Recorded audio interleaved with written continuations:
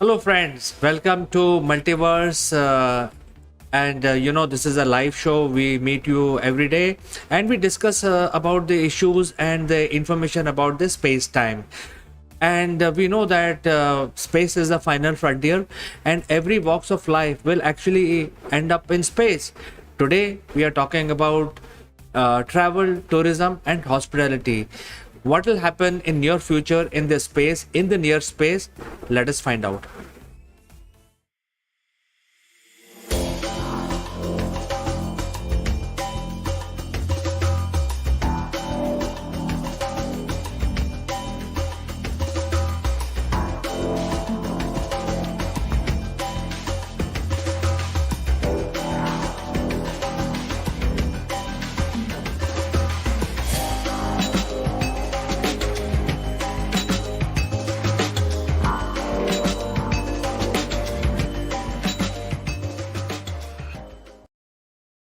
Well, friends, the first information is that Hilton hotels have already decided to take hospitality to space, and they are doing that as a private initiative. And they are going to actually create a sort of a hotel attached to the new space station which is coming up, called Starlab Space Station.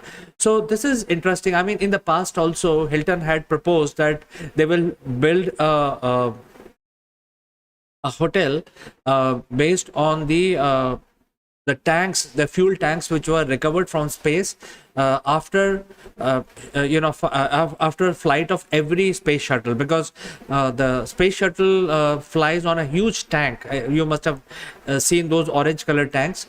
So what Hilton wanted to do is collect all those, buy it from the US government or NASA, and build a contraption which is permanent structure, sort of a space station using these empty tanks, and build a hotel there.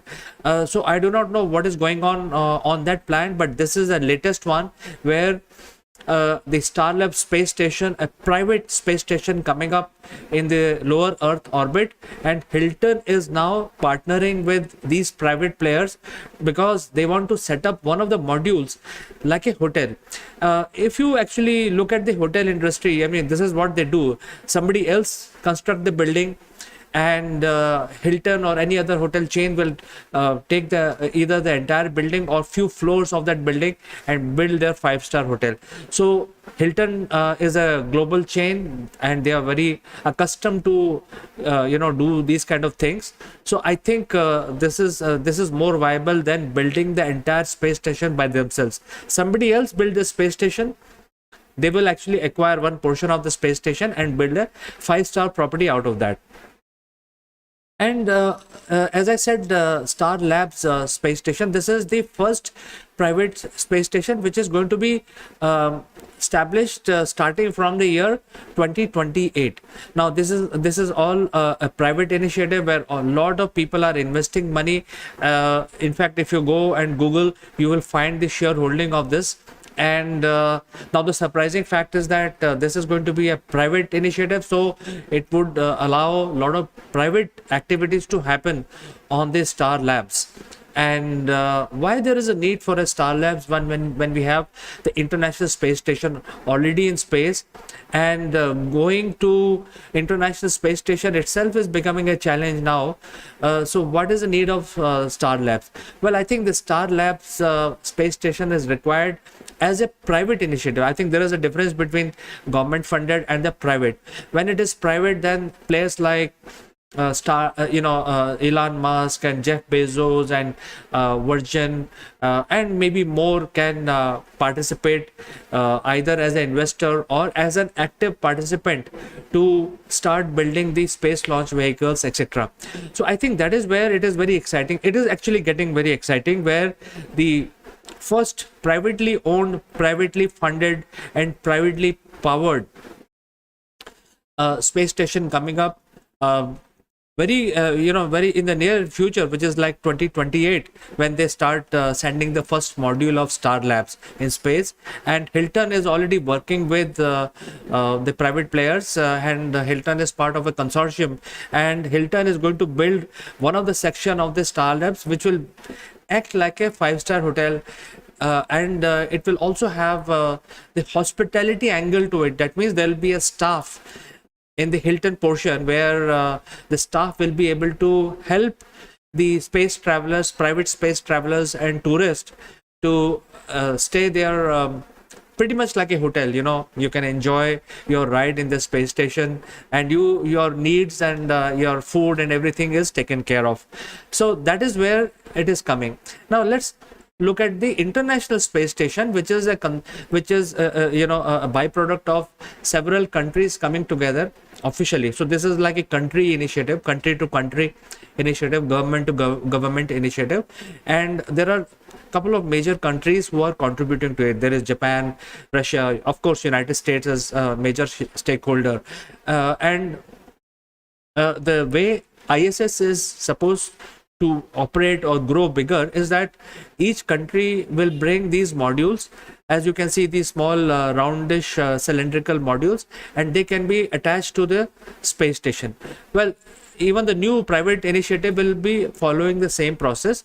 The only difference is that in the private initiative, the modules will be constructed by private players and will be launched to space by the private parties.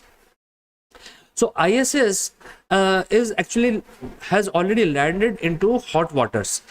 For the simple reason, there is a lot of difference of opinion between the two major partners in ISS, which is US and Russia, and they are not seeing each other eye to eye, especially on the Ukraine issue, and they are basically going away from each other. So that is one of the reasons that ISS may not be very long lasting solution.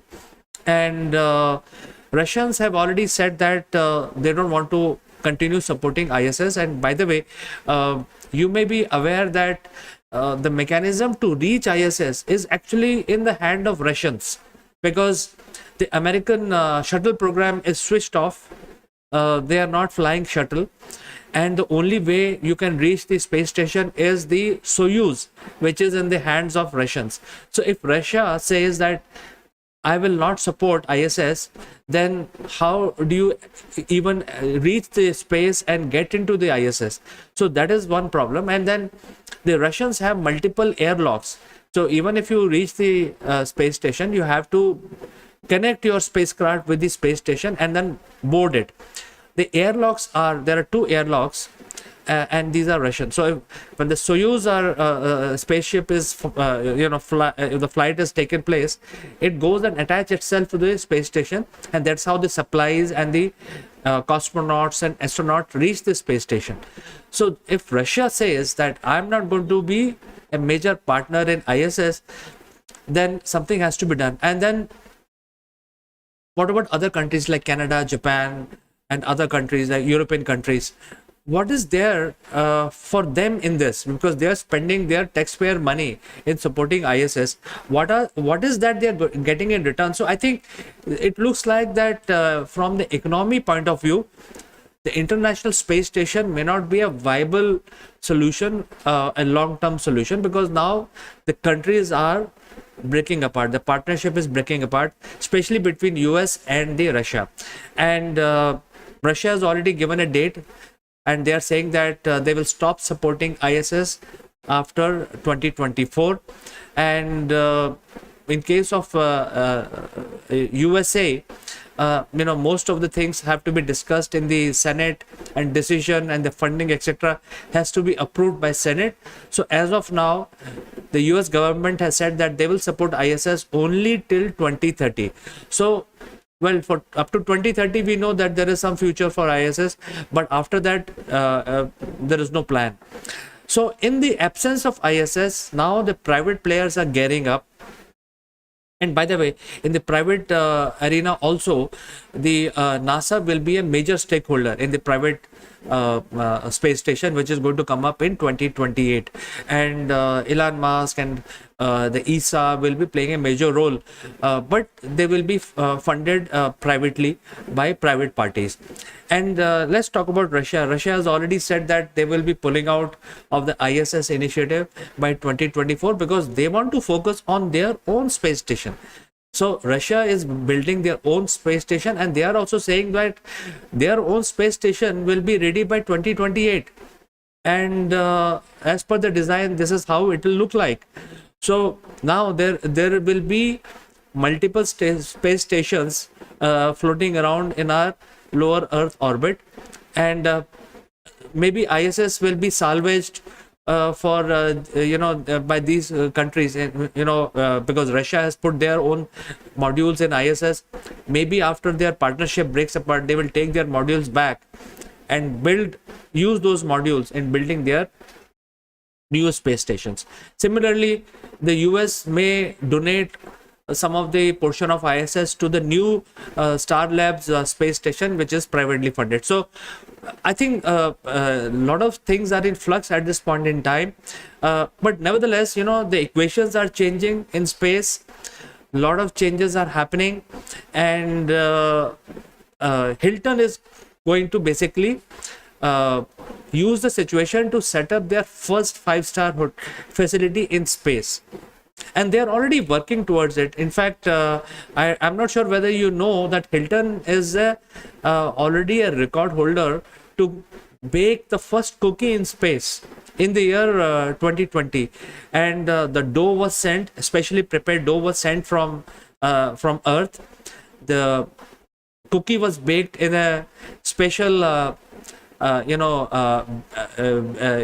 in the space, and the cookie was brought back, and now this cookie has been branded as DoubleTree, which is a brand owned by Hilton.